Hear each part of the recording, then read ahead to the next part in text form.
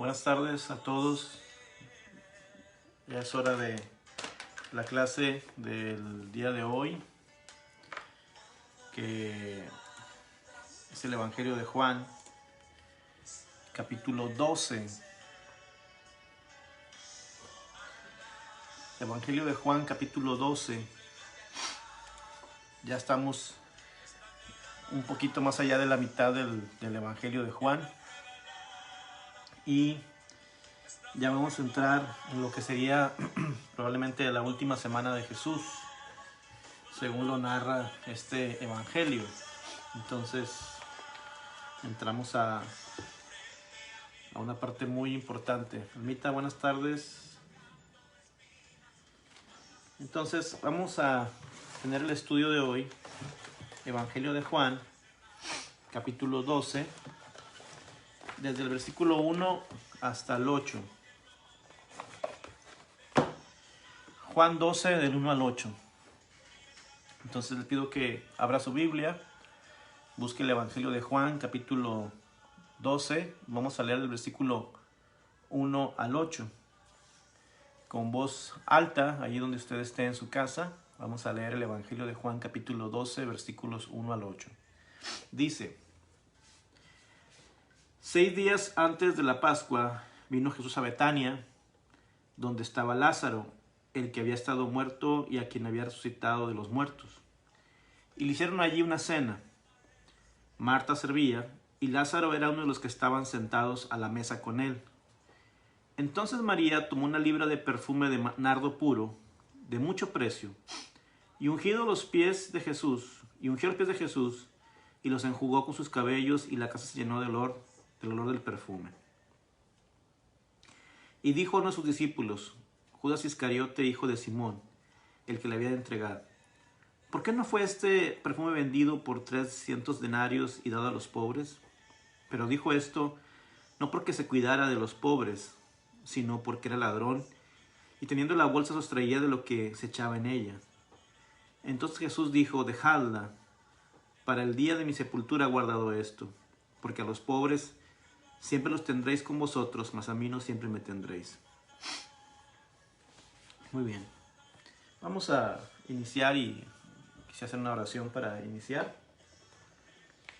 Y oremos ahí donde usted está. Padre, gracias por tu palabra, la cual es bendita siempre por todas las generaciones. En esta hora nos ponemos en tus manos para este estudio del capítulo 12 del Evangelio de Juan. Háblanos, Espíritu Santo. Amén. Bien, quiero que ustedes sepan que el Evangelio de Juan, bueno, todos los evangelios, no tienen un orden cronológico, aunque sí los evangelistas intentaron darle un orden a las cosas cronológico. Tenemos el caso de Lucas, que quizás es el más ordenado. Los eventos no sucedieron tal como nosotros pensamos que sucedieron cronológicamente. Los evangelistas, recuerden que los evangelios se escribieron, por ejemplo, Mateo, Marcos y Lucas se escribieron entre el año 55 y 65 de nuestra era. Esto es 25 años o 20 años después de la muerte de Jesús. El Evangelio de Juan se escribió todavía mucho más tarde. Entonces, no hay un orden. Los evangelistas probablemente no tenían todo claro, así que escribían algo y si se acordaban de otra cosa, pues lo volvían a escribir. Y no hay un orden cronológico exacto, es muy aproximado, repito, que quede claro. Es muy aproximado, pero no es exacto. Hermana Margarita Caballero, buenas tardes, Dios le bendice. Isaac, saludos hasta Cuba. Un abrazo para ti, para Tania, los muchachos de Isaac. Ya tenemos muchas ganas de verlos. Esperamos ya pronto ir a Cuba para verlos. Entonces, dicho lo anterior, no hay un orden cronológico. Digo, sí lo hay, pero es aproximado, no es exacto. Entonces quiero puntualizar esto. Es un orden aproximado, no exacto. Los eventos pudieron haberse sucedido entre una semana hasta meses de diferencia. En este caso, el capítulo 11 del Evangelio de Juan, hablamos de la muerte y resurrección de Lázaro. En el capítulo 12 ya pasó tiempo. No sabemos exactamente cuánto, pero más de 2 meses o 3 sí habían pasado. Así que es un tiempo largo y creemos que que hay que poner atención en esto porque después caemos en confusiones en las cuales nos podemos meter en algunos problemas teológicos cuando queremos interpretar o enseñar. Entonces, bueno, en este capítulo 12 vemos que ya Lázaro tenía tiempo de haber resucitado y invitan a Jesús a una cena. Y ahí se desarrolla la historia que voy a contar, o que vamos a estudiar, perdón, el día de hoy. El versículo 1 del capítulo, Mazarita, buenas tardes, Dios le bendice. El capítulo 12, perdón, el versículo 1 del capítulo 12 del Evangelio de Juan es donde empieza esta narración de esta ocasión en que se le derrama a Jesús en sus pies un frasco de perfume que era muy costoso, y todo eso va a narrar, todo eso se va a tratar esta historia y qué podemos aprender de ello. Entonces, el capítulo 12, versículo 1 dice: 6 días antes de la Pascua, la última Pascua que vivió Jesús, vino Jesús a Betania, donde estaba Lázaro, el que había estado muerto y a quien había resucitado de los muertos. Ahora, Jesús está llegando ya a la última semana de su vida, y enseguida, después de esta cena, habrá toda clase de tristezas, emociones, sentimientos. Por ejemplo, Judas entregará a Jesús, Pedro va a negar a Jesús, todos los discípulos se van a apartar de Jesús, lo van a dejar desamparado, por decirlo así, y los judíos no descansarán hasta verlo crucificado.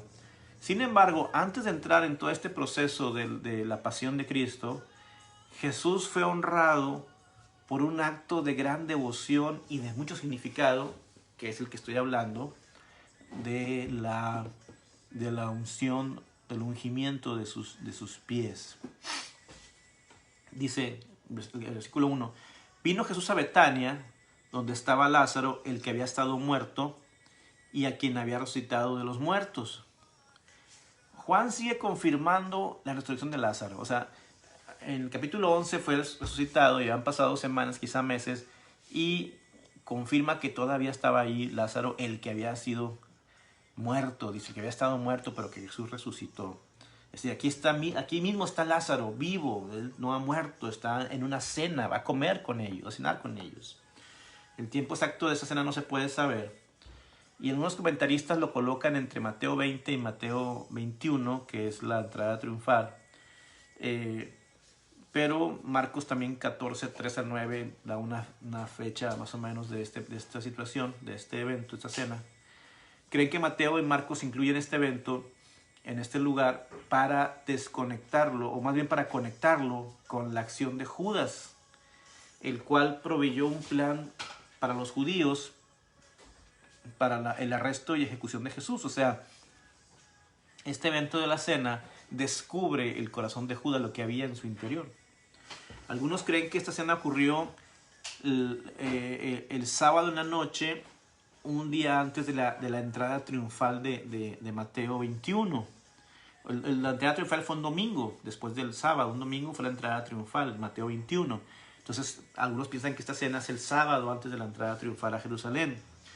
Y según esto, Mateo 26, 6 no fija el tiempo exacto de este evento y no sigue el orden cronológico de los versículos 1 y 5. O sea, ahí, como les decía, no hay un orden exacto, sino aproximado. Dice el versículo 2: y le hicieron allí una cena. Marta servía y Lázaro era uno de los que estaban sentados a la mesa con él. Recuerda que el capítulo anterior, el capítulo 11, termina diciendo que los principales sacerdotes y fariseos habían dado orden de que si alguno supiese dónde estaba Jesús, lo manifestara para que lo arrestaran. Pero esta gente, en vez de denunciarlo, hicieron una cena e invitaron a Jesús a esa cena. Dice que Marta servía. Jesús no le dijo que dejara de servir, sino que al servir estaba preocupada y estaba atareada, como siempre, por tantas cosas. De hecho, lo vamos a ver más adelante como Marta, bueno, lo vimos ya, perdón, siempre preocupada por los quehaceres. Y Lázaro estaba sentado ahí en la mesa con Jesús. Los textos paralelos del Evangelio de Mateo 26, del 6 al 13, y Marcos 14, 3, hablan de la cena en la casa de Simón el leproso. Al recordar Levítico capítulo 13, versículos 45 y 46, tenemos que concluir que la descripción del leproso se refiere a su condición anterior. Es decir, no estaba leproso en ese momento, sino que había sido leproso. Por ejemplo, Rahab la ramera, no era ramera ya, pero había sido ramera. Entonces, Lucas 7, 36 al 50 se refiere a una cena en la casa de otro Simón, el fariseo. Entonces, María, dice, el versículo 2 dice, entonces María tomó una libra de frasco de alabastro de perfume de nardo, puro de mucho precio, y ungió los pies de Jesús, la cabeza, cuerpo, y los enjugó con sus cabellos. Cuando utiliza un perfume de alabastro, una libra de alabastro, un perfume de nardo, que tenía mucho precio, empezaron a hablar porque este perfume era traído de la India y ellos estaban preocupados porque por lo menos se había comprado algo con este dinero, el costo de este perfume. María, sin embargo, decide gastarlo en los pies de Jesús, porque María tiene esa disposición. Ella siempre estuvo a los pies de Jesús. En Lucas 10:40 vemos que María estuvo en los pies de Jesús para oír su palabra. En Juan 11:32 vemos que buscó consolación en los pies de Jesús y ahora vemos que está ahí para ungirlo antes de su sepultura. En el hogar de Simón el fariseo, una mujer pecadora comenzó a regar con lágrimas sus pies y los enjugaba con sus cabellos, en Lucas 7:38. Pero Juan 12:3 habla de una mujer piadosa que ungió, mojó los pies con un ungüento y los enjugó con sus cabellos. Son cosas diferentes. Entonces la mujer piadosa y la mujer pecadora eran dos personas diferentes, pero ambas estaban a los pies de Jesús. Y dice la Biblia, y la casa se llenó del olor del perfume. María no tomó en cuenta el costo del perfume porque no era posible expresar con un acto físico lo profundo de su fe, su gratitud y su deseo de adorarle, de honrarle. Se postró a sus pies, dice. Es muy probable que este perfume haya sido la posesión más valiosa de María. Sin embargo, ella lo dio con mucho gusto a su maestro. Su generosidad para con Cristo era una bendición para la gente también, porque estaban alrededor de ella y alcanzaron a oler este perfume. María reconocía que esta ocasión le ofrecía una maravillosa y única oportunidad para mostrar su devoción y amor al Señor, y la aprovechó. Fue una ocasión muy especial. La única oportunidad que tendría para hacer lo que hizo era ese momento. Después ya no iba a haber oportunidad. Y dijo, versículo 4, y dijo uno de sus discípulos, Judas Iscariote, hijo de Simón, el que le había de entregar. Este hombre no estaba predestinado a entregarlo, pero él decidió entregarlo. Y él se enojó porque vio que se desperdició este perfume. Y los discípulos también se enojaron. En Mateo 26, 24, dice que también se enojaron porque vieron que se desperdició ese perfume. Y pensaron que era algo que no se debió haber hecho. Entonces, Juan 12:5 dice, ¿por qué no fue este perfume vendido por 300 denarios y dado a los pobres? El sueldo de un día de trabajo, acuérdense que en ese tiempo el sueldo de un día era de un denario. 300 denarios equivalía casi un año de trabajo, o sea, era una cantidad bastante fuerte. Entonces, al decir esto, los discípulos no siguieron a Jesús, sino siguieron a Judas en su actitud. Se enojaron y se quejaron porque pensaron que era mejor venderlo. Y eso es un comentario muy triste acerca de su falta de comprensión, acerca de la adoración y también de la muerte de Jesús. Porque esta mujer unge a Jesús y la unge previo a su muerte, como diciendo, te voy a ungir, porque después de la muerte de Jesús no hubo posibilidad de ungirlo, ya que cuando fueron a ungirlo ya había resucitado. Desde luego, lo que María hizo no significa que ella no se preocupara por los pobres, se preocupaba por los pobres. Sin embargo, Jesús iba a ir ya y los pobres iban a seguir ahí. Entonces ella tenía que primero adorar a Jesús y después ayudar a los pobres. Ahora, si esa persona se hubiera vendido, ¿Judas habría ayudado a los pobres? La respuesta es no. El siguiente versículo dice, versículo 6, pero dijo esto no porque se cuidara de los pobres, sino porque era ladrón y teniendo la bolsa sustraía de lo que se echaba en ella. Es decir, no lo dijo porque quisiera ayudar a los pobres, lo dijo porque era una oportunidad para seguir robando.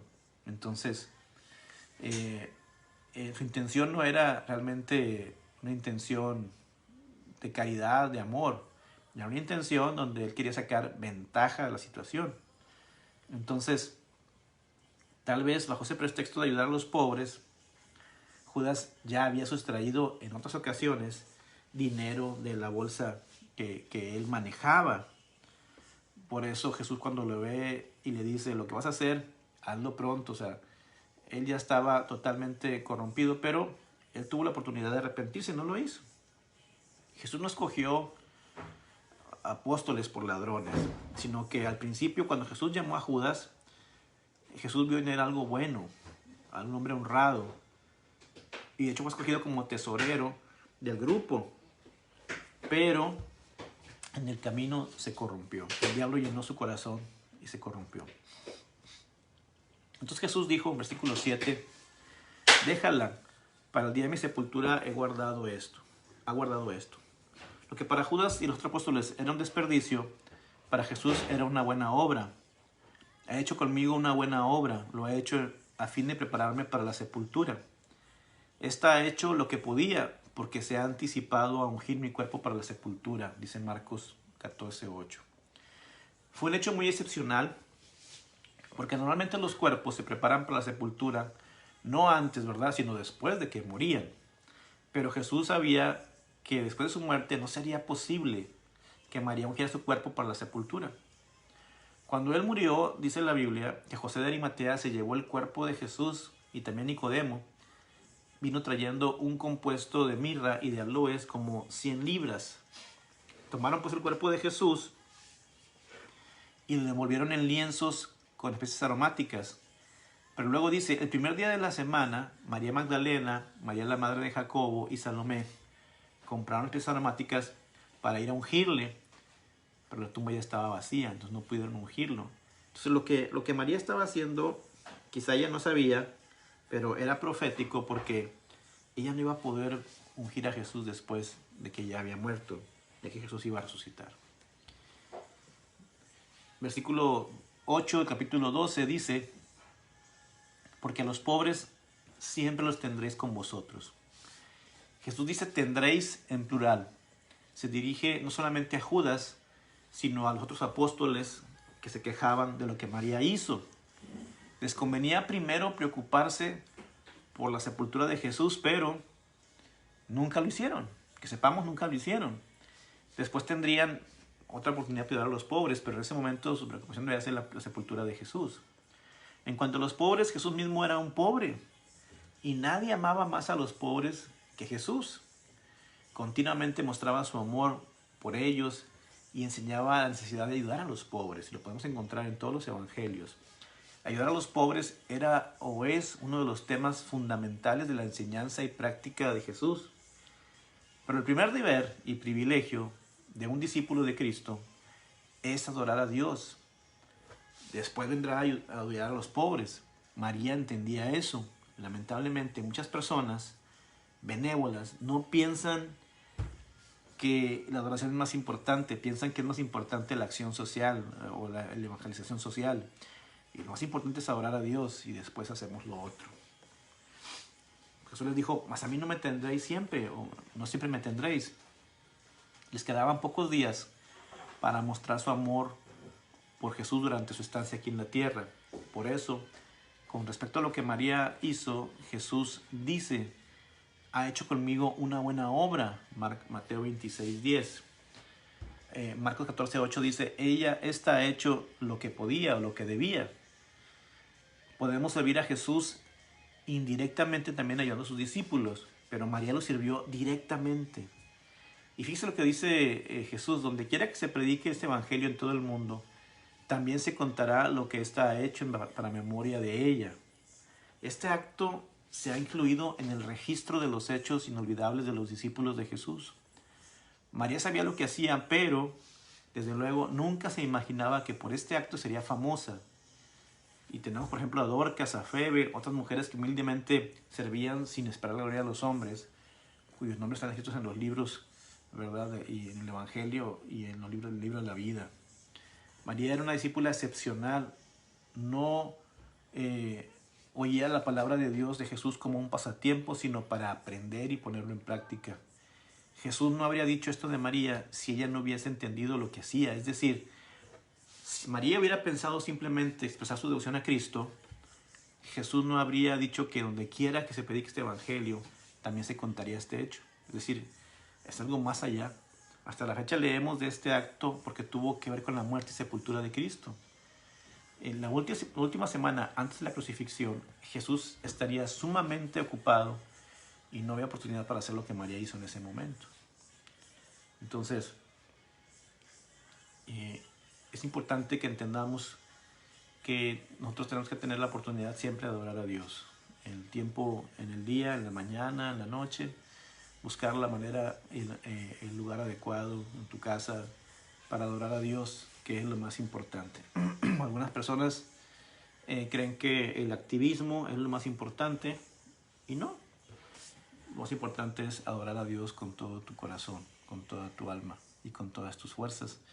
María lo hizo y lo demostró, aún dando quizá todo lo que tenía o gran parte de lo que tenía, y quedó recordado por toda la historia en la palabra del Señor. Espero que tú también adores al Señor con todo lo que tienes, con tu tiempo, con tu corazón, con tus talentos, con tu dinero, con lo que tengas para adorar a Dios, y créeme que algún día verás a Jesús y lo abrazarás y estarás con Él cara a cara. Bueno, fue un estudio corto, pero quisiera terminar aquí porque sigue después el complot y contra Lázaro, que es muy importante. Así que nos quedamos con estos primeros 8 versículos de cómo María derramó ese perfume en los pies de Jesús. Dios los bendiga, cuídense mucho.